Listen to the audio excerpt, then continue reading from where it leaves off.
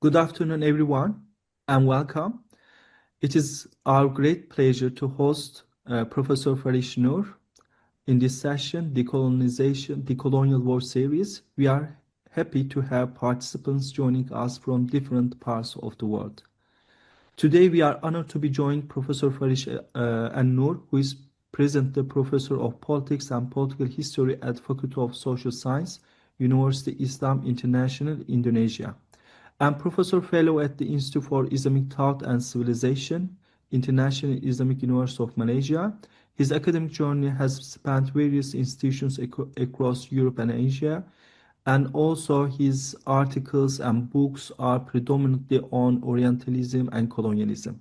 I want to also mention some books of Professor Farish Noor on colonial studies, which are strongly recommend our audience as well. So his recent works include The Visual Empire, which is published by Leiden University in 2025, The Long Shadow of the 19th Century, Critical Essays on Colonial Orientalism in Southeast Asia, which is published by the Matahari Books in 2021. And we are also translating this book because I'm going to ask a question about this 19th century as well, because 19th century is the key century of Turkey as well, because whatever we are speaking, we are also highlighting the origin of these political developments from the 19th century. And also the other books is America's Encounters with Southeast Asia between 19th to 20th century before the pivot, which is published 2018 by Amsterdam University Press, which is also very much related to our contemporary current developments in the Middle East as well, which is going to be very much related to Southeast Asia. The discursive construction of Southeast Asia in the discourse of the 19th century, colonial capitalism, which is published also by the Amsterdam University Press in 2016. Our guest today is also scientific committee member of the World Decolonization Forum, which is initiated by the Institute Social. This year's theme in Decolonization Forum is Decolonizing Knowledge Production and Circulation. Dear Professor Farish Noor, thank you very much for accepting our invitation. I'm very happy to be here. Thank you very much. You're welcome.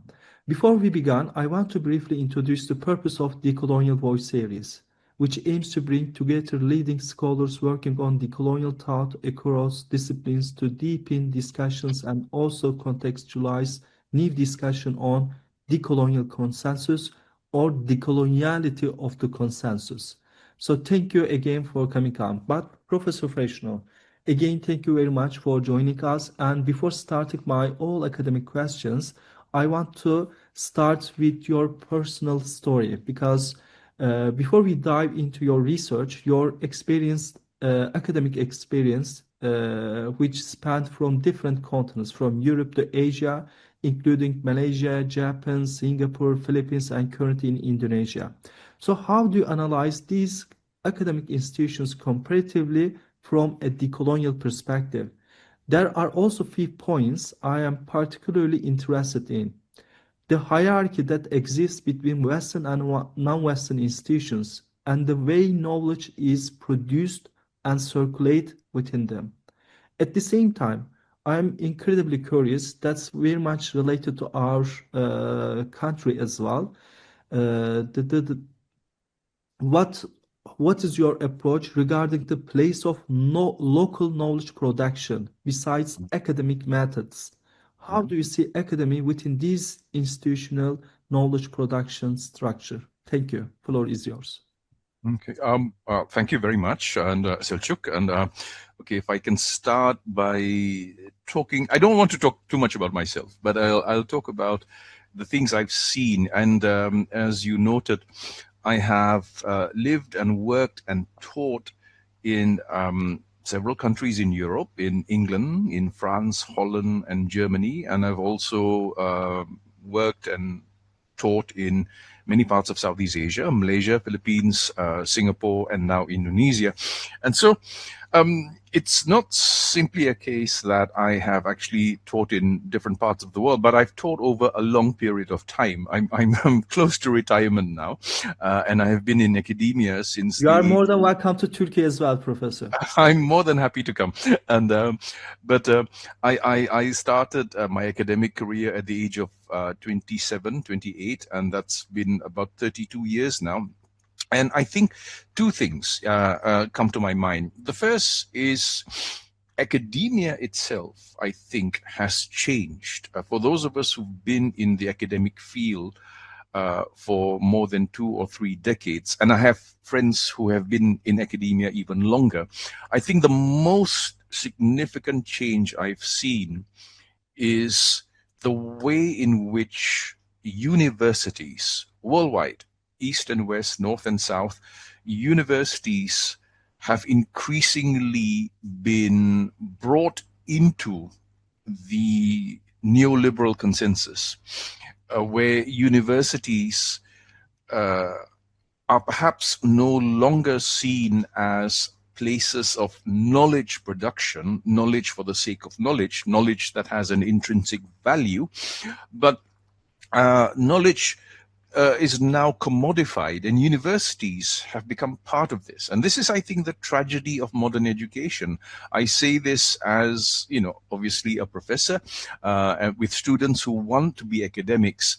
And whether in Europe or in Asia, I have to remind all of my students that if you want to enter academia today, it is a very different world that compared to what I entered 30 years ago. When I entered academia, when I first started teaching in my late 20s, at that time, universities had a sense of civic duty. There was a belief that knowledge was of value in itself.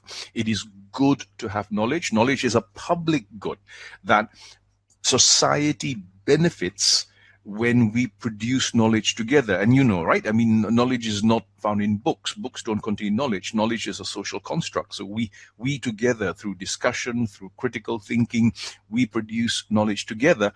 And the idea then, in the 80s and 90s, was that a knowledgeable society would be a society that is wiser and perhaps more cautious politically, less inclined towards things like extreme nationalism or extreme ideologies, and the idea that people can think for themselves, and it's good.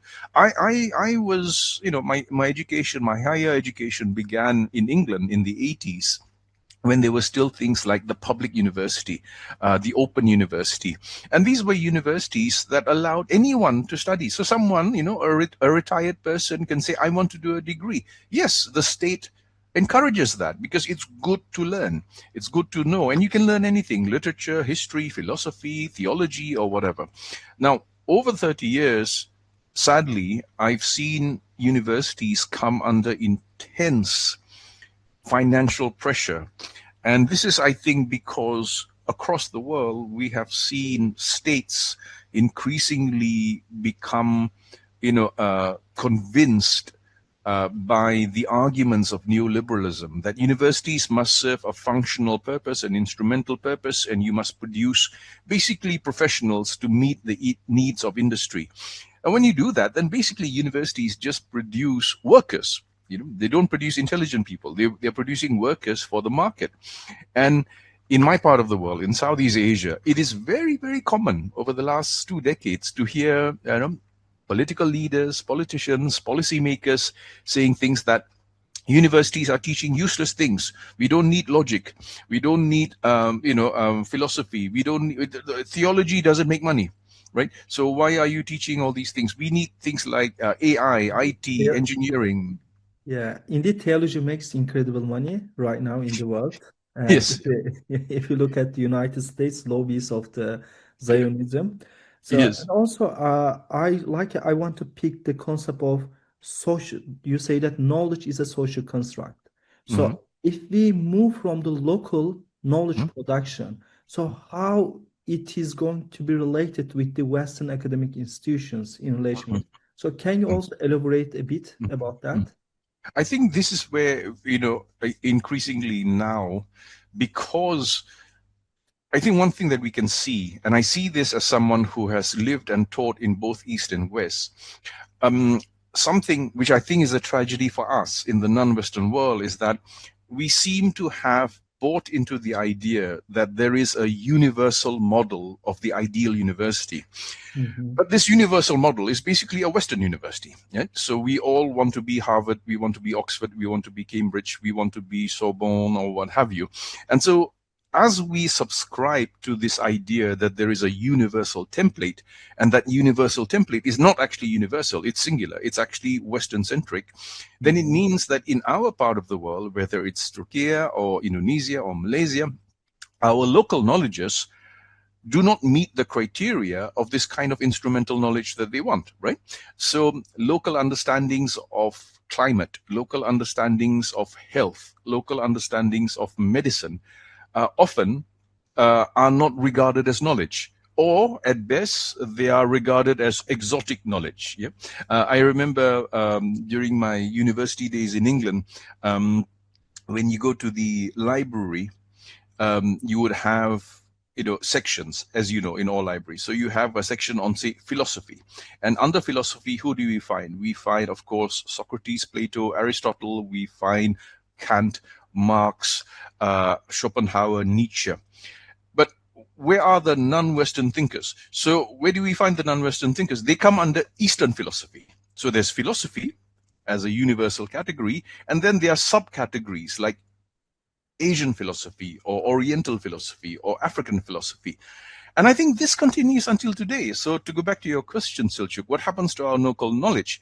At best, our local knowledges can be brought into academia, but when they are brought in, they are already fitted into these categories as Eastern or Oriental or exotic, which basically means that our knowledges are not regarded as universal. So Asian philosophy is for Asians. So you can't, so the world cannot learn from Confucius. Yeah, and Eastern religions are for the non-Western world. They're for Orientals. So people cannot learn from Islam unless you are from the Orient. And you see how debilitating this is, because this introduces limits to claims that are made by Eastern philosophy and Eastern knowledge systems. And there's a word for it, of course. We call this epistemicide. It's the systematic destruction of other belief systems, other epistemologies, other knowledge systems. And for me, the tragedy is that we are doing it ourselves. Our universities now, if you look at, in Southeast Asia, for instance, universities are a big industry. Yeah, and education, higher education in particular, makes money. So we see a proliferation of universities, especially private universities. But all of these universities are basically teaching the same thing. They're teaching whatever you learn when you're in Chicago or Boston or what have you, and we are importing it here. So just because our universities are run by Asians or Africans doesn't make it an Asian university or an African university. It doesn't matter, because if you're teaching, for instance, American international relations, it doesn't matter who teaches it. You follow the paradigm and the models and the norms of a certain discipline that has its own genealogy and history. And I think this is something that people like us, we have a responsibility to remind our fellow Turks, Indonesians, Malaysians that we must understand that knowledge production is intimately linked to power. And there are other forms of knowledge that do not necessarily come from universities. Yeah, as we know, right? You don't have to be in a university to learn. I can learn anywhere. We can teach anywhere. You and I, we can teach in the car park. We can teach in the park. We can teach, at home. So we don't need, the university is just a building. Just because you stay in the building doesn't make you knowledgeable, right? We produce knowledge when we interact with one another critically, rationally, analytically with society. But why is it that we in our disciplines are not able to take into account other forms of knowledge? I'll give you an example. International relations is very popular in Southeast Asia. I don't know why. A lot of Asians, Southeast Asians, love doing international relations. But the international relations that we teach has an origin. It has certain presuppositions, certain schools of thought, realism, idealism, constructivism, or whatever, but it doesn't take into account the fact that perhaps in other parts of the world, in Africa or in Asia, we have had other forms of diplomatic relations, other form of relations between states and polities that don't conform to this very Washington model, and so when we apply Western international relations to explain, for instance, our Southeast Asia's relationship with China, if it doesn't follow the patterns or the suppositions that you get in Western IR. But we don't have an Asian IR. We don't have, we don't teach anything that looks or sounds like non-Western international relations. So why is that? And I think that's partly because in our own countries, we want our universities to succeed. But success today means that you have to look like a Western university. It's like our movies are not successful until you've won an Oscar. And so Yeah. the And Oscars I hits think, the mark. Professor, I think it has not only it is not only related with the theory, it is also related with history as well. Because Yes. if we look at the international relation departments, political history is one of the lecture in the curriculum. So the political history just focus on Western relation with the targeted country. So we cannot Exactly. find any place during the 19th century East-East relation, for instance. So Yes. that's why I want to ask you the question on 19th century. So how is the 19th century long shadow reflected in South Asian states and societies? How does this experience compare to other regions as South Asia, Western Asia, Africa, Latin America, or Middle East? Okay. First of all, let me explain why I focus a lot on the 19th century. I Mhm. think the 19th century was a very important period of time because, as we both know, right, colonialism is not new. There have been empires throughout human history. But the 19th century saw the culmination of not only colonialism, but also the technologies of colonialism. And this includes not only things like weapons, but crucially tools of governance, mapping, photography, statistics, data collecting, all these tools that emerge in the 19th century, the telegraph, the steamship, basically the amount of power, not only ideological power, but structural and economic power that was accumulated by the West had reached its peak in the 19th century. And by the end of the 19th century, as we know, almost the whole planet, the non-Western world, had been colonized, right?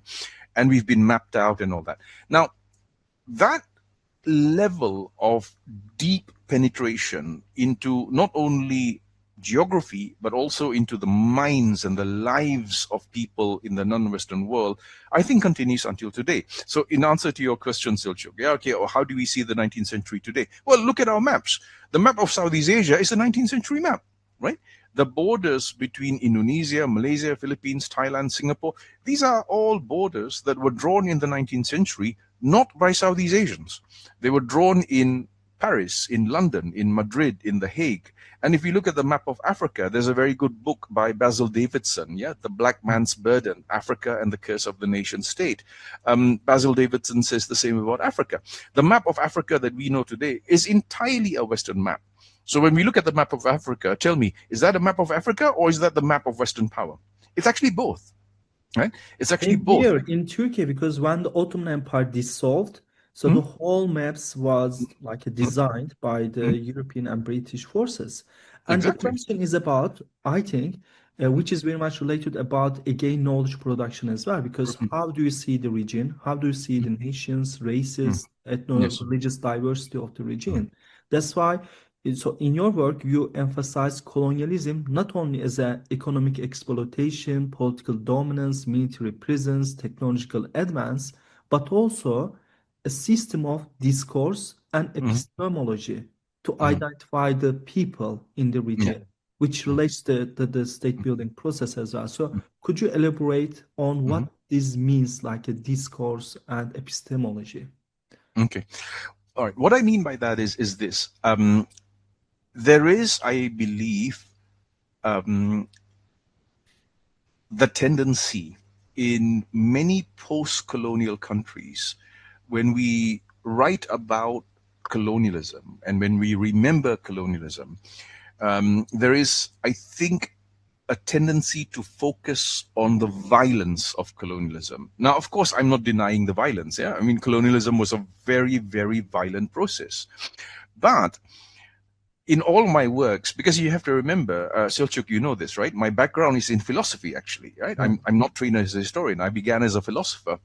Um, the behind the violence, before the violence of conquest, there is another level of violence, which is epistemic violence. And this includes knowing the other, knowing the territory of the other, knowing, the culture of the other, knowing the belief systems of the other. And so when in my part of the world, in Southeast Asia, there are a lot of movies about colonialism. Yeah, people like to make movies about colonialism, and it's always about Western armies invading Philippines, invading Indonesia, and all that. But we forget that before the invasion came the maps, and so the most important person is not the soldier; it's the cartographer who maps Mm. Asia before you colonize it. And this is data gathering. And data gathering, to go back to your earlier question, data gathering continues until today, right? We know we live in a world where the biggest commodity is data, your data, my data. And this data gathering continues all the time. Whenever we use social media, our data is taken from us. So it raises questions of our data sovereignty. Do we control our own information?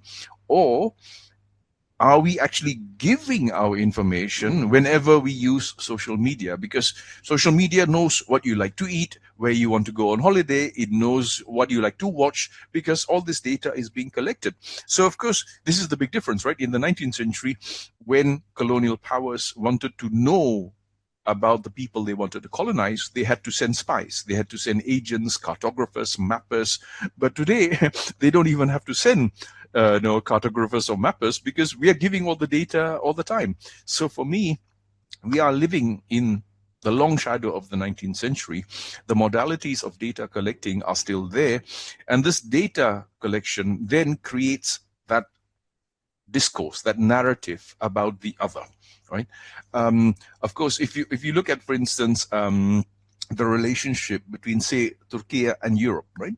It's a very interesting relationship, because there is an an evolution in the way in which Europeans have seen Turkey, right? So there were times, for instance, in European history where Turkey was seen as the model. It was something to be emulated. Even Turkish fashions were popular in Europe in the 16th, 17th, 18th century. So you have times when you have like a la Turk, people wanted to dress like Turks. Why? Because there's a perception that Turkey is rich, powerful, civilized. But the change in relations of power and the power differentials in time then creates a new narrative. Then Turkey becomes the one who follows Europe and wants to emulate Europe. So it's now Europe is not learning from Turkey, but Turkey is learning from Europe. And of course, we know where this ends. It ends, like you said, the collapse of the Ottomans, and then Turkey is the sick man of Europe. You see the same in my part of the world as well, right? So in the 16th and 17th century, Europeans were in awe of Asia, because they knew of places like Malacca and Banten that were important global trading centers. So there's a lot of admiration. But by the 19th century, that admiration has now been reversed. Now it's case, well, they are not as good as us. They are not as civilized as us. And that brings about another narrative. So narratives are powerful. While we try to understand the workings of power, I think we don't pay enough attention to the whole language of power. And of course, the tragic events that we are witnessing now, what's happening in Iran. This is not new. Same thing happened to Libya, to Afghanistan, to Iraq. And all of these campaigns came with languages of their own, language of liberation, the language of exporting democracy, the language of saving the non-Westerner from himself. We have to intervene to save them.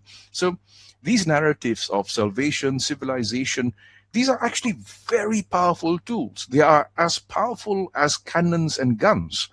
But we pay so much attention to the violence, we forget the epistemic violence, the discursive violence that happens. So, yeah, Professor, but we know all like epistemic violence, and even from the beginning of the epistemic violence, there were also knowledge, the let's say the local knowledge, which were like challenging all these ideas. Think about the Renan's article on Islam, and there were also the articles and letters against Renan during the Ottoman Empire as well.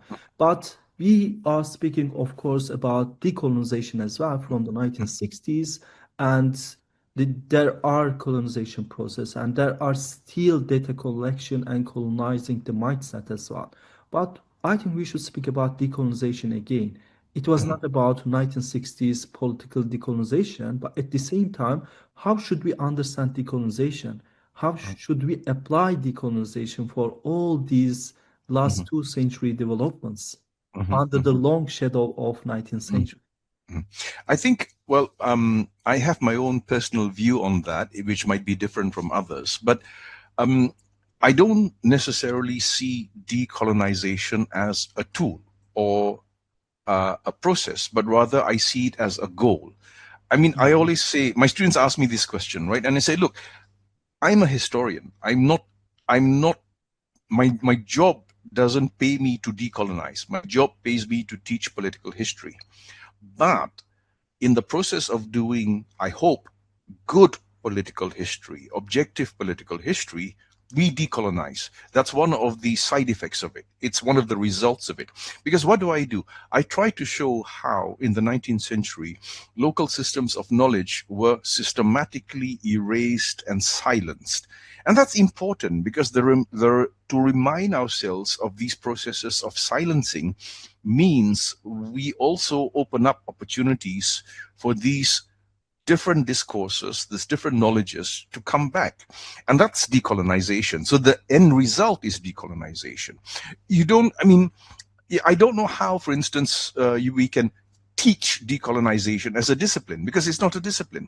Decolonization is what happens when you do your discipline properly. And I think the job of a Southern historian, I'm a historian from the South. I don't work in Harvard. I don't live in Boston. I live in Depok. I'm working in Indonesia and Malaysia. And I want to recount the history of the non-Western world from a non-Western perspective. This means I have to engage with the legacy of Western colonialism.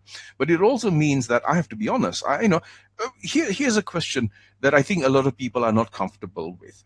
How could a few thousand Englishmen govern the whole of India? How could a few thousand Dutchmen control the whole of Indonesia?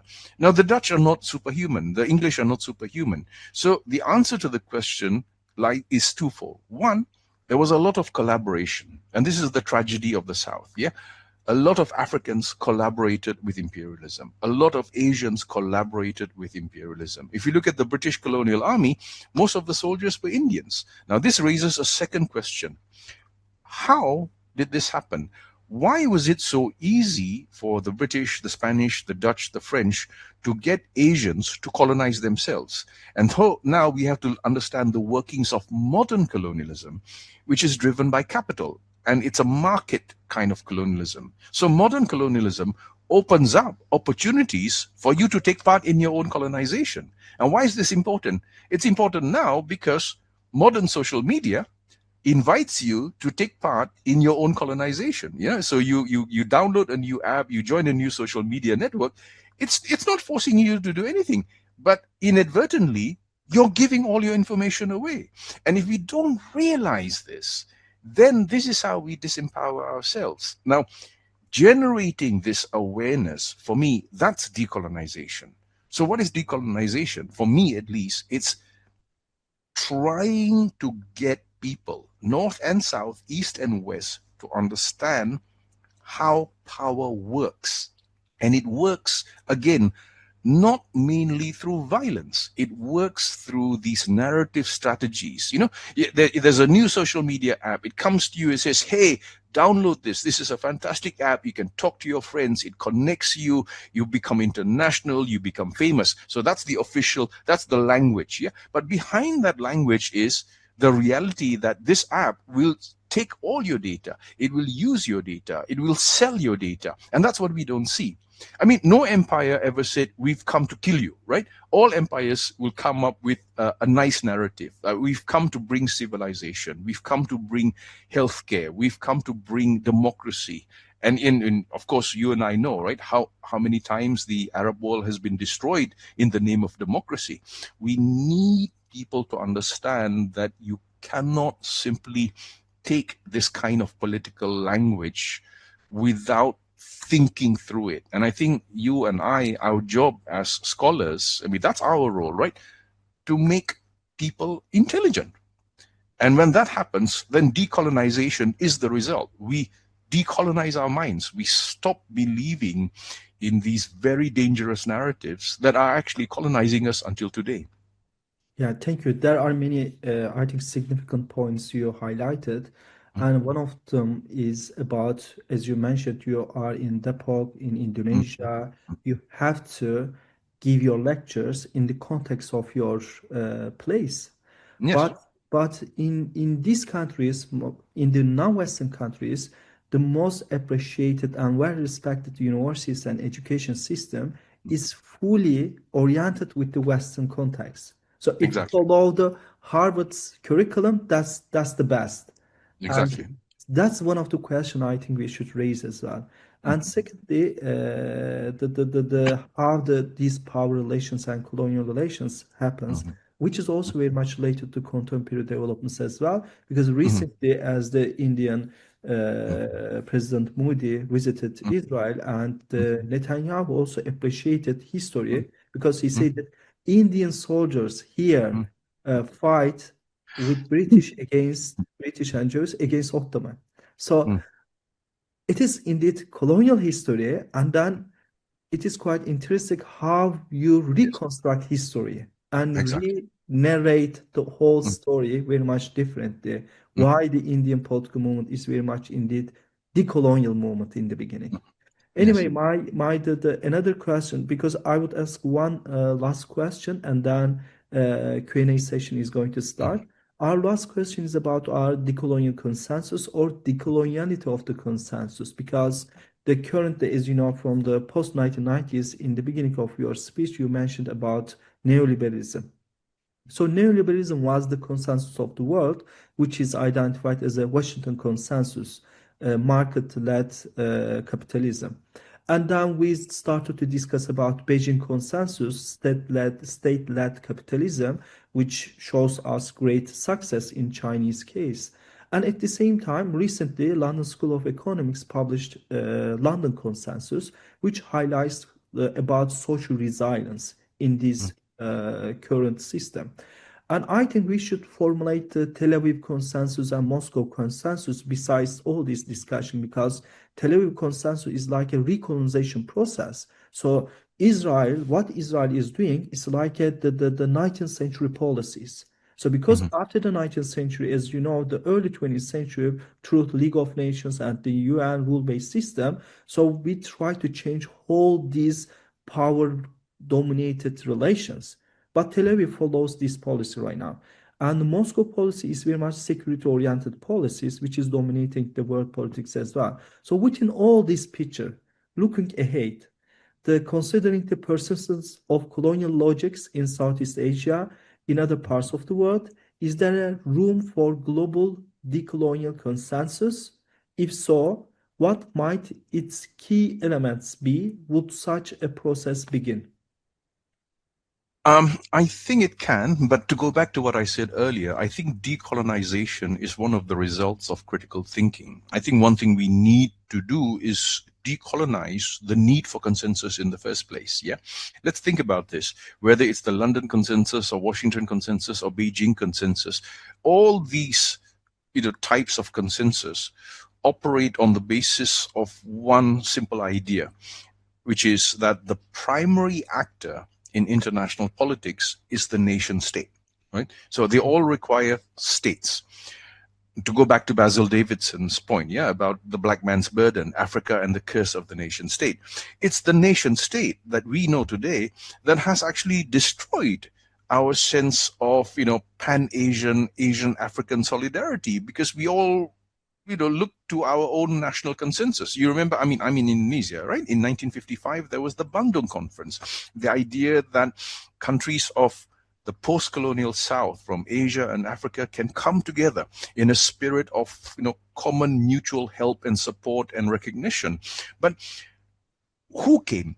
The ones who came were states. They were representatives of states, and states as structures, are limited by what they can and cannot do. I'm not saying we should forget the state. Of course, the state is important because the state provides education, healthcare, and all that. But why do we think only in terms of states? Yeah, because to go back to your point earlier, Selçuk, what about other knowledge systems? What about other modes of identification? Now, between, say, Turkey, Indonesia, we have a concept, the notion of the ummah. That is a non-nation state idea. Yeah, it's a non-nation state idea. But if you apply that in the context of, Western international relations theory, it doesn't make sense, because for them this is an irrational concept. It will not work. We talk so much about our ummatic aspirations, but we do so within the context of nation states that see the national interest first. And that also explains why, after decades of what's been happening in the Arab world, we still see no unity. Even now, with this this tragedy happening, we see no unity. So I think, yes, we should decolonize this need for states to be the primary actors. And maybe if we do that, we have another understanding of consensus. I'll give you a simple alternative, right? Think of, consensus that goes beyond territoriality or nation state interest. Where I am now, I'm in maritime Southeast Asia. Yeah. Half of Southeast Asia is an archipelago. Indonesia, Malaysia, Singapore, Brunei, Philippines, we are in the archipelago of Indonesia.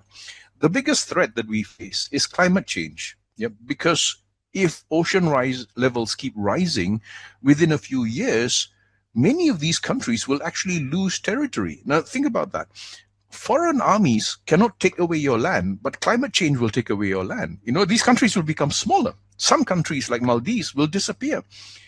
And yet, whenever we try to talk about, bringing together a consensus on the need to address the climate problem, states can't do it. Why? Because states are embedded with other interests, commercial interests, corporate interests, oligarch interests, and you know that, right? Whenever we try to control the damage that's being done to the environment, who are the biggest obstacles? It's, massive international conglomerates that are guilty of polluting the environment, and they are all very, very close to states. They're close to governments. So we need to rethink what we mean by governance. Even the way we teach government, we teach governance, but we assume that governance comes from the state. But if you go back in Muslim history, if you go back to, say, the Umayyads, yeah, we don't have a police force. Why? Because there's the belief that rational Muslims know what is right and what is wrong, and that society can govern itself. But now we've adopted all these modern tools, which came from the 18th and 19th century, and they've become part and parcel of how we conduct our economics, how we govern our societies, how we manage our education system. And this, to go back to your very first question, this includes our university. My big worry, Selçuk, is that if our universities in the South just reproduce knowledge from the North, then really our universities are useless, right? What are we teaching? Are we actually teaching our communities to think critically, or are we repeating the same consensus ourselves? So to go back to your last question, how do we question the consensus? We have to do it ourselves. I do that in my teaching. I want my students, I don't want to teach my students politics. I want my students to understand that political science itself was the tool used to colonize us. It begins with that. If we understand that international relations was a tool used to colonize the non-Western world, then we have a more critical understanding of international relations. And maybe then we can bring about a change in the way we think of ourselves, understand our world, and even run our universities. Thank you. It's really great speech, and thank you for your contributions. And audience are sending message, and they are raising their hands, and they have many questions. So please send your questions to box, and then I can read. Or Zülal Sema. So can you ask question in English or? Yes, I can ask my question. Come on, but please, after this question, please write your questions to box, and then I can ask. And Okay. please introduce yourself, Zülal Hanım. Okay, so I'm a journalist at TRT World, and thank you, Institute Social, for this kind of an event, and thank you, Mr. Noor, for his speech. Currently, I'm writing my thesis about South African land restitution and the decolonization in South Africa. So my question is about, like, we talk about decolonization, and it is such an ongoing process. But I feel that, like, if I just make the literature review about the decolonization, I'm seeing that in the West, they are trying to stop the colonization process because still it is ongoing process. Let's say in Africa, while in Canada, or let's say in Zimbabwe, and the land restitutions claims in South Africa, they are trying to stop the process of the decolonization.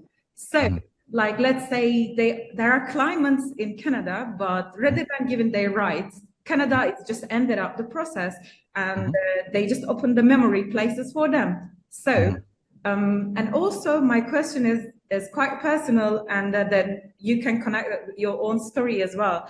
So, since South African people, like, decolonized by the Dutch and the British people. So basically, I was thinking that, like, since they have a land claims in South Africa currently, this is still ongoing process till the 2028. They will still be basically asking for their rights for the land restitution. So I was curious about why Indonesian government is not doing something. People in South Africa, that they came from Java Island. So because I was just feeling that there are people in South Africa, they are suffering because of that, like people in Gaza right now. So I was curious why Pakistan or Indonesia is not supporting their ongoing process, like the colonization process, the colonization process there. So that was my question, because we need to get Thank you. Yeah. So for mobilization, so it might help in some point. Thank you. Right. Okay. Thank you very much for that, Zulal. I actually have a three-part answer to your question. Just now, you mentioned that in some cases, like I believe Canada, you said the decolonization process has been hindered or stopped, and instead you have historical monuments. Now, that itself is already, your answer, right? Because when you construct historical monuments, the creation of a historical monument is already a way of implying that colonization is over. So it becomes historical. So you take colonialism and you put it in a museum, or you build a monument to recognize or commemorate colonialism as if it's in the past. But it's not, as you noted. Yeah, it's not. It's happening now. So I think what what we ought to do, I think, is actually raise questions about these historical monuments. Why are you historicizing colonialism as if it was something 200 years ago when you're still repeating the process today? So that's a starting point, yeah? But the second part of my answer is this.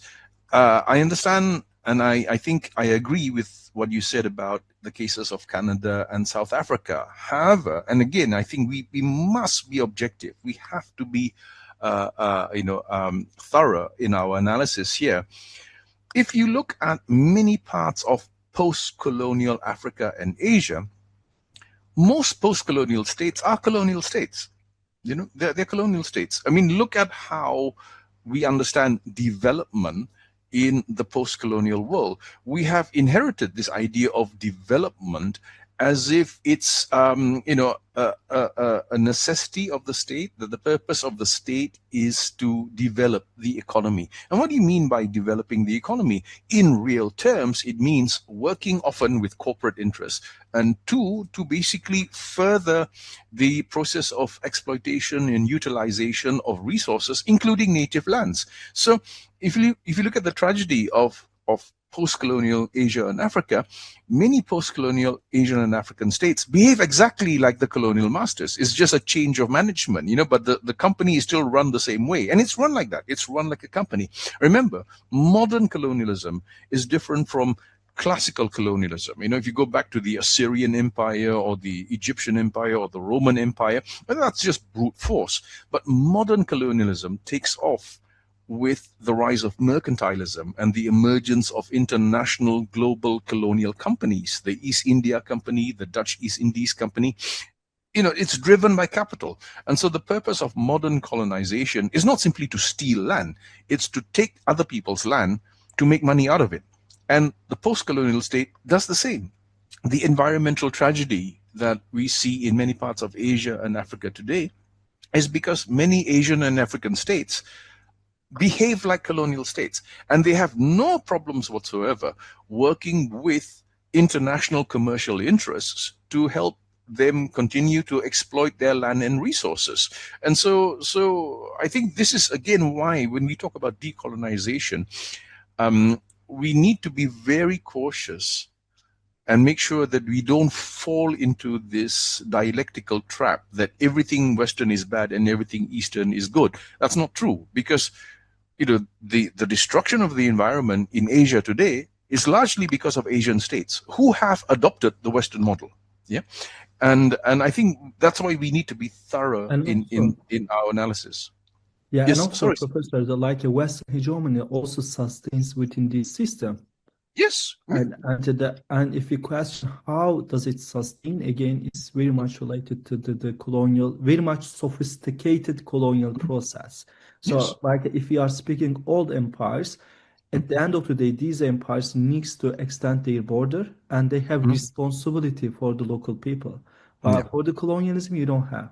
For the Yes, exactly. sophisticated colonialism, you just like extract certain power and appoint certain personalities in charge in politics. So it is more sophisticated. And there are several other questions, Professor. I want to raise. And I'll add that the responsibility there is not to the people you colonize, but to your shareholders. Yeah.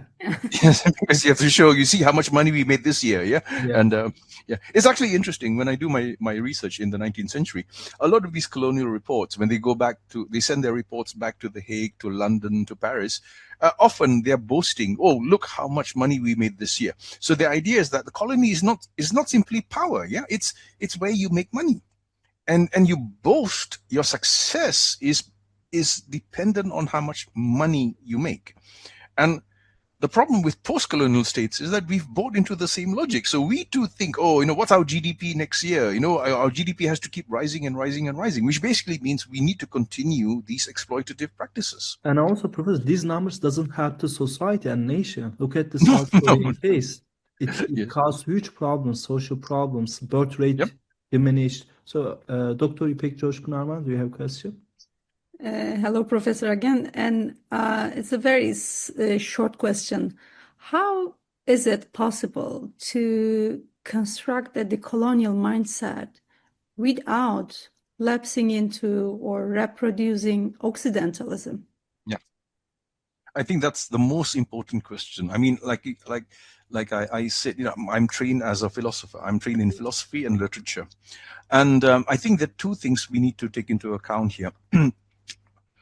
the the nature of our fields, whether you're in politics or governance or philosophy or linguistics or whatever, is that many of the disciplines, many of the fields that we now have in our universities in the South, historically, emanated from the West. And of course, there are these coded biases built into that. Yeah, I mean, the way in which political science assumes a certain kind of rational agency, which is regarded as legitimate politics, and other things are irrational. So other things are terrorism, violence, radicalism, militancy, or what have you. Now, I think it's important, and this is why for me, I think when we teach, I don't simply teach political history. I start my courses by deconstructing the words we use ourselves. Right? I mean, at the moment, I'm teaching about third world South politics. So we start by asking, what is the third world? How did this world become the third world? You must understand that process. Now, if we don't do that, we are simply repeating contents of textbooks, right? And we don't need to do that. We as academics, students can read the textbooks themselves, but we have to encourage them to read critically. And this is where I'm very worried, because critical thinking is dying. It's being killed by market forces. It's also being killed by social media, because and also artificial intelligence, Professor. Yes, exactly. And I do think that's very important. We in the South, because we are passive consumers of technology, right? We don't produce these things. Yeah.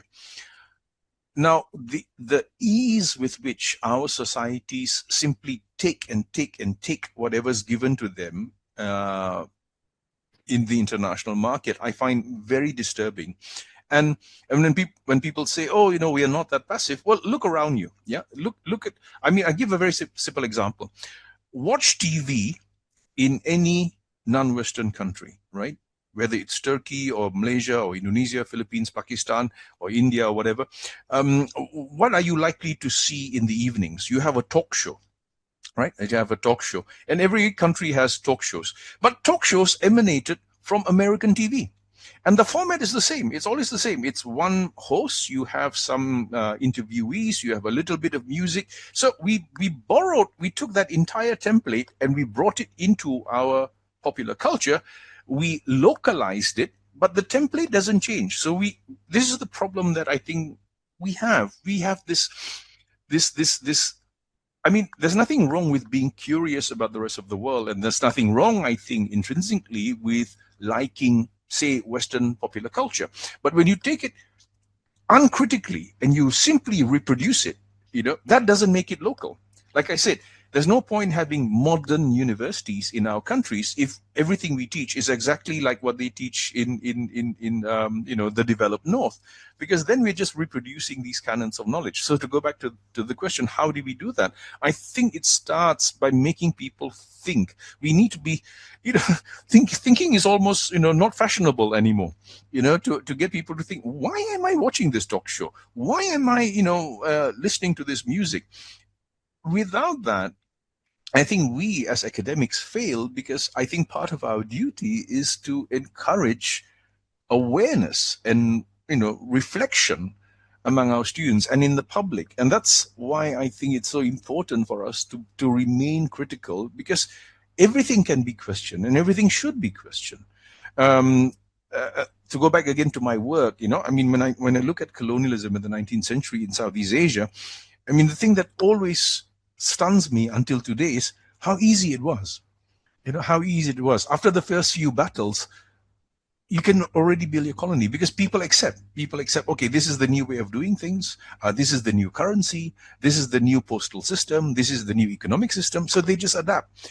And I know it's not, we can't be fully conscious every day, all the time, but I think some degree of reflection and awareness is important. And this is where history is important, because what I think I should be doing and what I hope to be doing is I'm trying to show people that all these present day problems actually are repetitions of earlier problems that are actually very similar.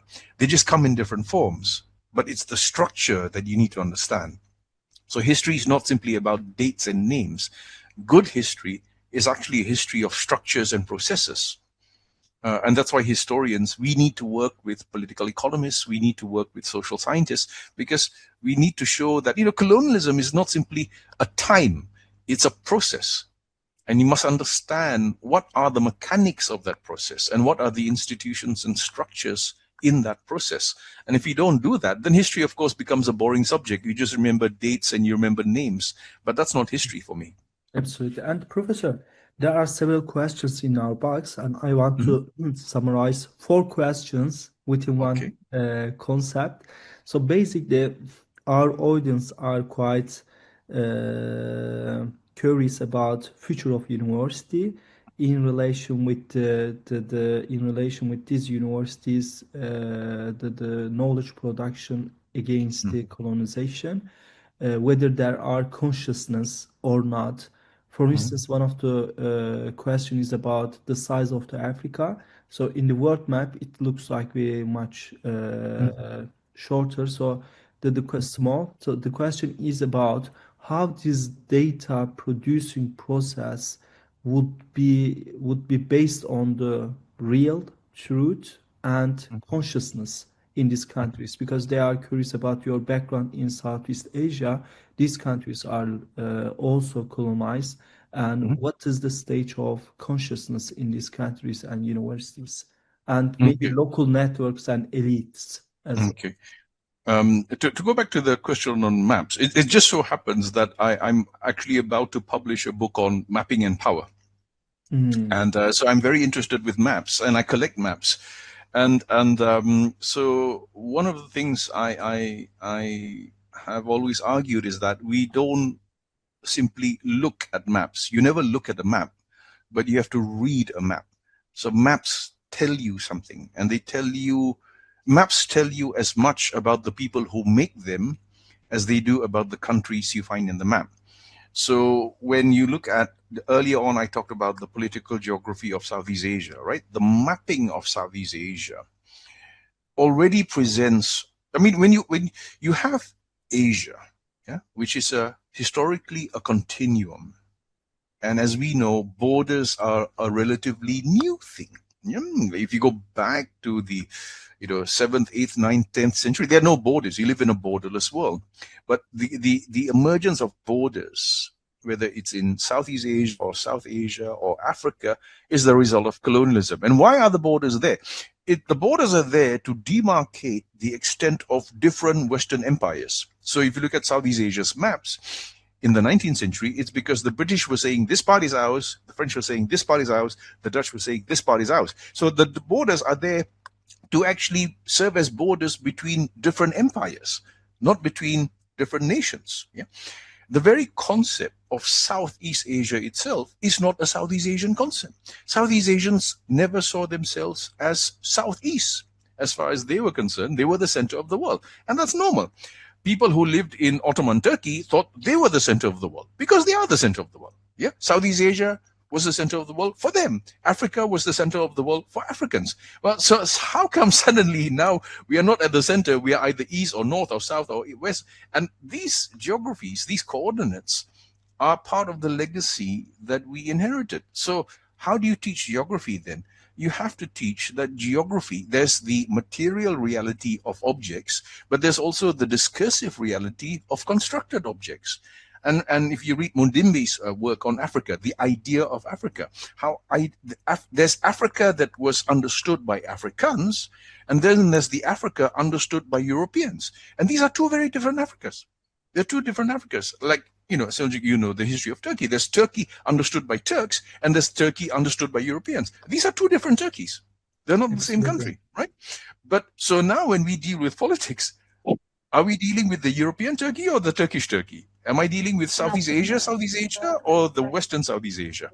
Now, if we are not critical in the way we teach these disciplines, I think this is when we repeat these biases. We repeat these misperceptions, and I think that's when it becomes problematic for us. So to go back to the question about maps, are there similar debates? Yes, I think they are, but not so active, because again, our biggest problem, I think, today is to convince people that even things like maps must be taken seriously. They're not simply pictures. These are documents of power. I've always regarded every map as a document of power. It's a very, very powerful instrument, because if I can map your country, it means I know you. And I can map your country better than you, which means I know your land better than you do. And I can design you. Exactly. I have a right to design you. Exactly. And I can tell you where you stop. I can Absolutely. locate you. I can Professor, fix you. that's what I think one of the key points which you highlighted, because even when I'm writing my papers and thinking, I'm always asking myself, because who is my audience? Like I'm writing for the Western understanding of Turkey or Turkish understanding of Turkey. It is completely different. It is completely different. And I think that should be quite, how can I say? I think it is the level of consciousness for the local people to reach. Who is your audience? What you are doing? What is your target? Thank you for your contribution. My last question. I think we can finalize it because it is already 1 hour. We passed 1 hour. My last question would be about, during the 1960s, you mentioned about Bandung Conference, and there were also strong social movements, because you say that, okay, we don't need the state-state relations to reach the decolonial consensus. So in 1960s, we had the utopia, decolonization. Social movements were so powerful.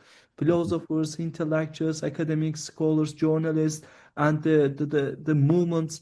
So basically, that utopia was stolen again by Westerns to give us the rule of law, democracy, human rights, the Washington consensus, to the certain numbers in the GDP, World Bank's number. So we have utopia in our country to reach the GDP, to reach the certain development rates, so can we reach another utopia in decolonial perspective? And how I think you also was stolen.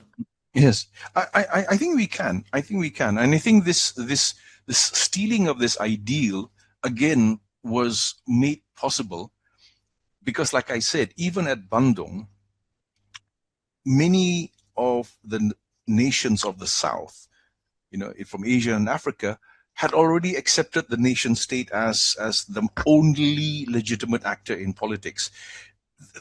This is understandable, because we fought against colonization.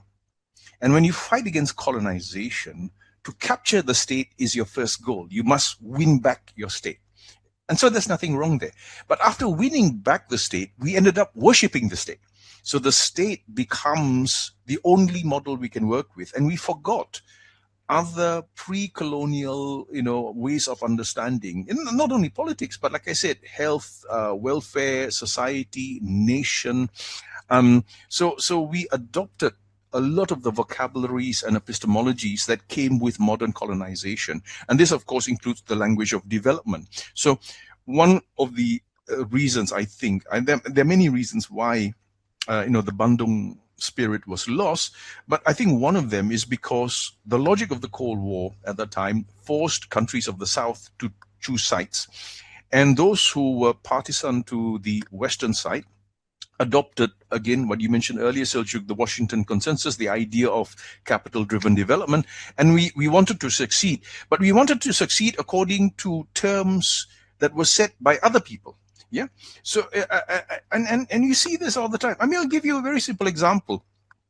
If you look at, not that I'm in favor of beauty contests, but, there is a so-called universal standard of beauty. And when you have all these beauty contests, Miss World or whatever, you know who's going to win. And certain communities, certain groups will never win because they will never meet that standard. So this becomes our inferiority complex. We cannot be tall by our own standards.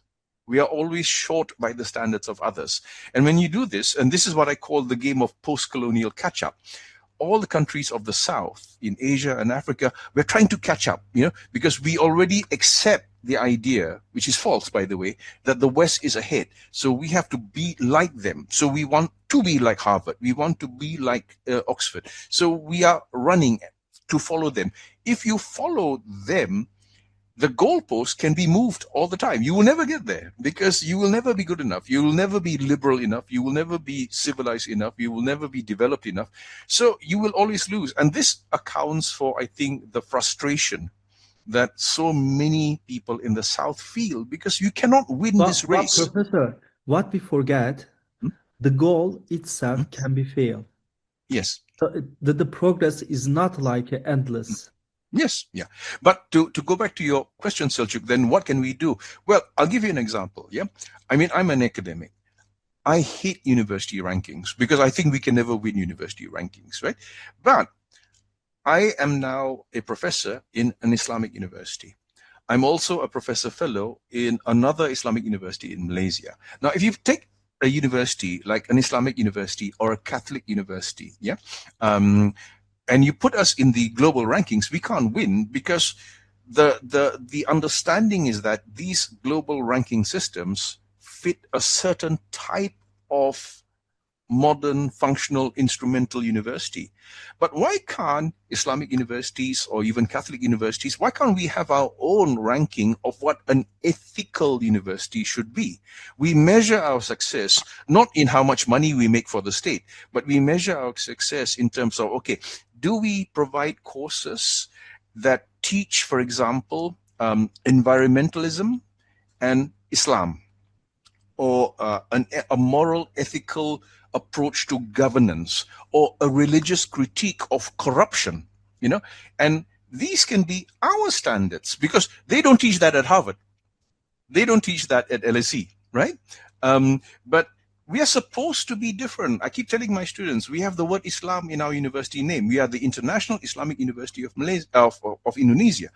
That Islam, that word Islam is not for decoration. It means something. It means that we are not only a university, we are meant to be an Islamic university. So if universities in the South, want to have their own criteria, do our universities in the South deal with the problems of the South? And what are the problems of the South? Underrepresentation, poverty, power differentials. These are the things we should be teaching our students to think about. Think about power. Think about the effects of, the colonial legacy. Think about dismantling structures of global oppression or global domination. And these are things that we can use the same disciplines to teach about that. And I think we can then judge among ourselves, hey, that university in Turkey is excellent because they are very good at addressing the workings of power in international media. Yeah. Now that might not be something that Western universities teach, but who's stopping us from teaching that? Who's stopping us? No one's stopping us. And so again, we always forget we actually have more power than we realize, but we just don't act on it because we don't see that we are trapped in these very codified, very rigid ways of thinking. Remember, Paulo Freire is right. Yeah, education is actually very rigid. Yeah, and we as teachers must understand that the first thing we have to do is loosen up the education system itself. So, talking about decolonization, the first place that has to be decolonized is the university. Yeah, because if we don't decolonize our universities are just copies of Western universities. And so what are we doing? I'm not a colonizer, right? Yeah. I'm from the South. So I want to see Southern universities, Southern academics, Southern scholars write and think and work for the South, because that's our problem. Yeah. Thank you, Professor. And that's, I think, one of the key points. The universities are playing a role on reproduction of colonialism as well in the non-Western countries. So thank you for joining us. And your it is incredible contribution to the field as well, and for the audience as well. Thank you for listening us and contributing. Have a good day, Professor. Thank you very much.